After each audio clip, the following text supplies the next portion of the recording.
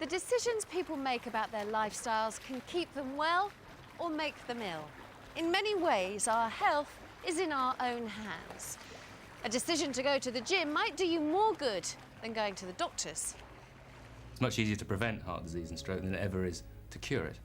One of the problems is that people in their teens and 20s and 30s and 40s feel indestructible. So they ignore that, oh, well, that healthy eating message doesn't apply to me, I can smoke and get away with it.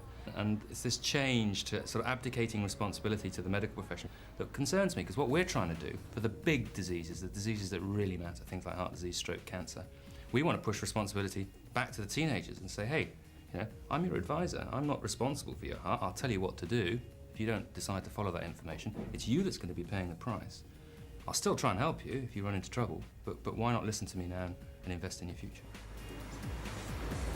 Exercise not only helps keep the weight down, but it also strengthens your heart.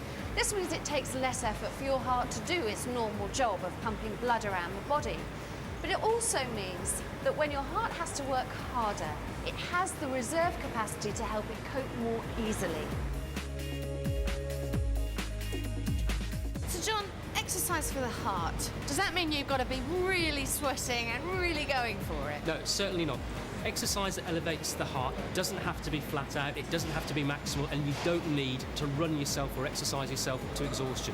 The general rule is find exercise that reaches a tolerable level of discomfort. It's where you're just sweating a little bit, you're out of breath to a certain extent. So just maybe a fast-paced walk to school instead of going on the bus? A brisk walk, climbing stairs quite quickly, not using the lift, running around in the garden, kicking a football with your friends. All those sorts of exercise will get the heart working, because the heart is the body's most important muscle. If you don't look after it and you don't exercise it, then the consequences of that are potentially fatal. Now, people will put blocks in the way and they say, well, I haven't got time. I've got exams, I've got family commitments, I've got jobs that I need to do to earn some cash. There's no time in that for exercise. You need to make time. You need to make time to look after your body. There are real lifetime benefits from exercising the heart. It can reduce the risk of many potentially life-threatening and dangerous illnesses. And in fact, there's lots of evidence to show that it can also help you live for longer. If you don't exercise, the consequences can be devastating. Like Barry Sherman, Carl Dalling had a family history of heart disease, but his lifestyle choices multiplied his risk. He'd smoked since he was a teenager. He had a high-fat diet, and he was physically inactive. Luckily, his heart problem was spotted in time, and surgery prevented a heart attack. But at just 30, Carl has had to transform his lifestyle.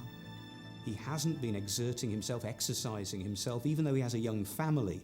His work as an HGV licence holder, heavy goods vehicle, is not conducive to a lot of physical activity. It's more conducive to sitting around, having a sedentary job, in fact. And he's ended up with coronary artery disease. It does take you by surprise. It's like somebody coming up behind you with a sledgehammer, to be honest. It really does knock you back. The cholesterol measurements that we took before treatment showed a very high cholesterol, and he himself, on reflection, points out that he's been eating the wrong food.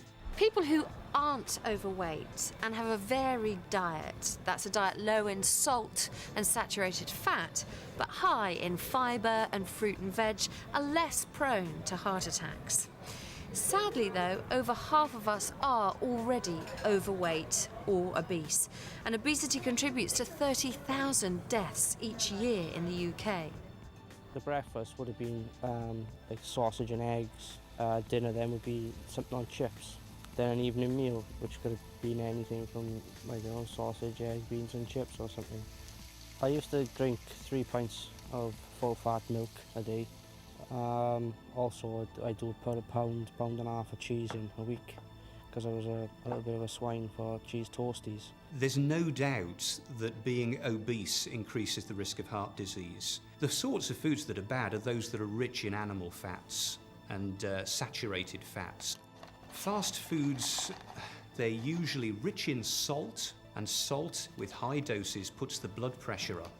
And even some of the salads that are being peddled in fast food outlets are smothered in high-calorie mayonnaises that increase body weight. Physical inactivity and a high-fat diet weren't Carl's only risk factors. He'd smoked since he was a teenager. I suppose if I could do things differently, I would. Smoking being one of them, I would not smoke.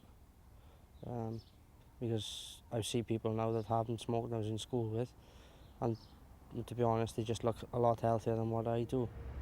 Nicotine makes your heart beat faster and raises your blood pressure, which puts a strain on your heart.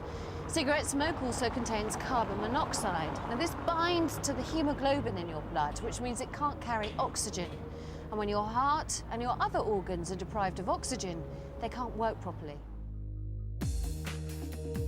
Patients with heart attacks at a young age, the vast majority of them are smokers. It is the single most stupid thing that a young person can do from the point of view of their heart. You speak to any smoker, they know it's going to kill them, they know they're going to get cancer, they know they're going to get, their lungs are going to seize up, they know they're putting themselves at risk, but it doesn't stop them because it's never going to happen to me.